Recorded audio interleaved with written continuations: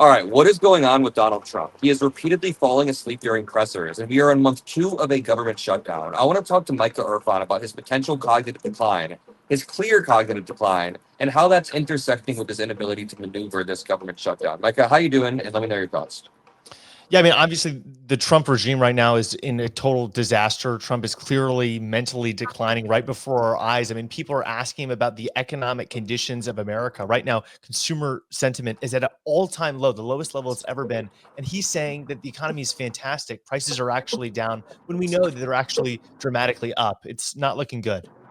Prices are up, unemployment is up. Essentially, every macroeconomic indicator is not doing well, and he's kind of taking the Biden approach. Biden repeatedly told people, and his press secretary told people that the economy was doing better. Now, maybe it was technically true in some regards, but people weren't feeling that on a daily basis. People were feeling the opposite, and now it's doubly so. People are in pain. People are feeling this government shutdown, and Trump is having meltdowns telling them that they're not feeling what they're actually feeling. Right. And the economic indicators have gotten so bad that they've stopped releasing data. As you remember, just a couple months ago, Trump sacked the number one economic statistics official in the US government because they released data that he didn't like. And so he replaced that person with a loyalist. And now that person has released no economic data since I think about 2 or 3 months ago, which is incredible. It's totally unprecedented. But independent organizations that are looking at things like unemployment have found that the economic indicators are deteriorating. We just found out today that unemployment has been revised upward yet again to about 4.26%. It's been up consistently pretty much every single month since Trump took office, and it looks like it's just going to get worse.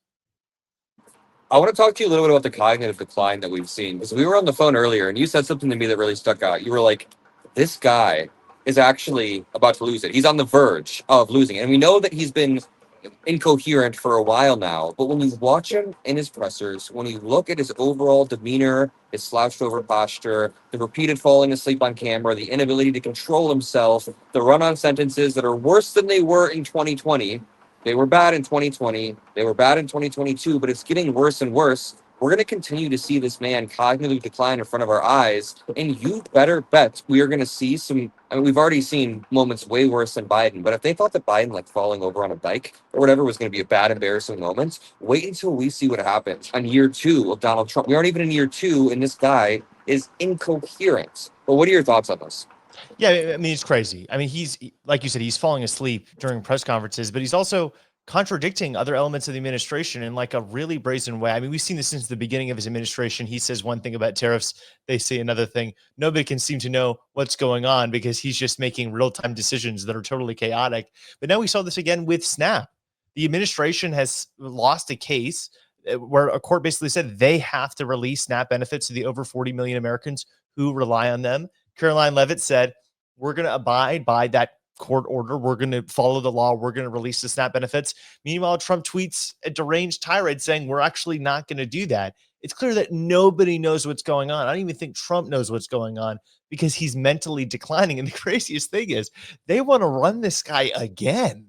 They want to run him in 2028. They want to run a fossil of a being, just keep Trump in power for forever. I don't think they realize that the longer Americans see Trump in this state, as he gets worse and worse and worse, the more it's going to damage their popularity. And as we all already saw last Tuesday with that election, their popularity is already in the dumps. I think it's just going to get worse.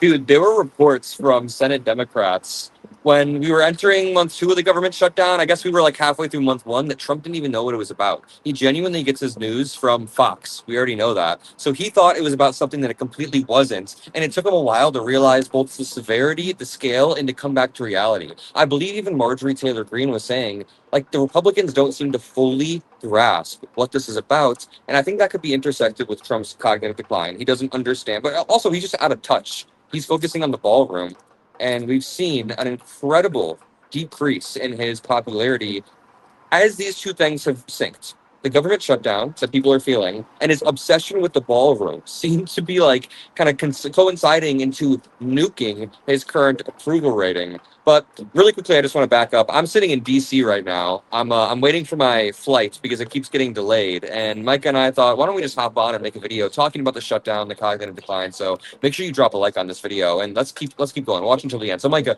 what do you think about the government shutdown and his approval rating dropping?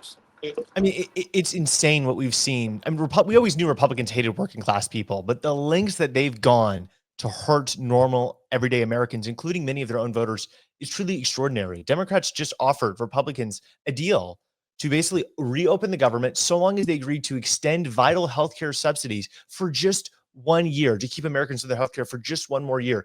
And they said, no, we would rather shut down the government. We'd rather not pay essential government employees and cause tons of economic devastation than give Americans health care. Now they're trying to illegally remove the SNAP benefits that over 40 million Americans rely on, and they're making huge layoffs and cuts to the programs and departments that Americans rely on for services every single day.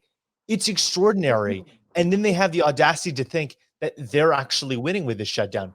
They're not. I mean, let's just point to one example in the elections past last Tuesday.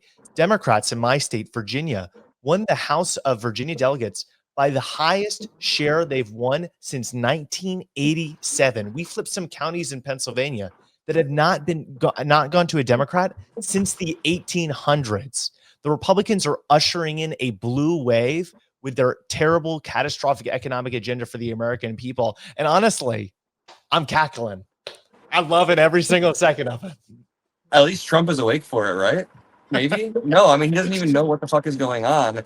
Republicans have voted 14 times continuously in a row to strip healthcare away from millions of Americans. They voted 14 times to hurt veterans, to hurt working class families. They voted 14 times to shut the government down because Democrats don't have any crazy asks. Just, hey, we just want an extension. We want more healthcare. And they had to spend the first month of this at least lying about the actual cause of this before they realized, holy shit, this could actually bite us in the ass once these people feel this. Once people in red states who rely on the ACA feel this shit. And it's disheartening, obviously because of the Republicans' actions, but because it took so long for people to realize how incompetent Trump was and how little he cared. I mean, he's been doing this for years. Republicans have been trying to strip healthcare away for years. He ran saying he had a concept of a plan, and now Marjorie Taylor Greene is confirming that.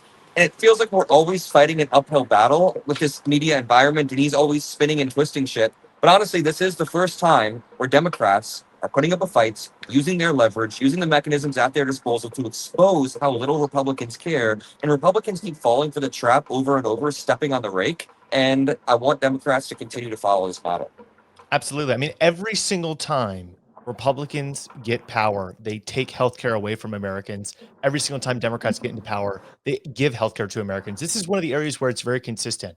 Republicans are not an inconsistent party. They have one agenda, that is helping the rich at the expense of the poor. And they do it every single time they're in power. There's only been one major legislative accomplishment of Republicans since Trump came into office, and that was a huge tax cut for billionaires and the rich, and the largest tax hike on American consumers we've ever seen. That's the tariffs. Now they're cutting our benefits. They're trying to take everything they possibly can from the working class so they can give it to billionaires like Elon Musk. And I think it's becoming increasingly transparent. We're seeing even in traditionally red states. Look at Georgia. Democrats won statewide seats in Georgia by over 23 points because even Republicans are waking up to the fact that these conservative politicians who said they fought for the rural areas, fought for the white working class, they're realizing they don't fight for you. They've used you. They've tried to corral you into their coalition with culture war BS, with divisive nonsense. In reality, you're the victim. They're trying to steal from you. They're stealing from you right now. And I hope more Americans wake up for the midterms so that we can have another blue wave. Very well said. If you appreciate the messaging, if you appreciate what we do, make sure to subscribe to the Adam Mockler channel and the Micha Erfan channel below. Michael works as the lead policy advisor. We're always cooking up these talking points. We're always doing debates. So let's continue to push. I love you all. Peace out. Thanks.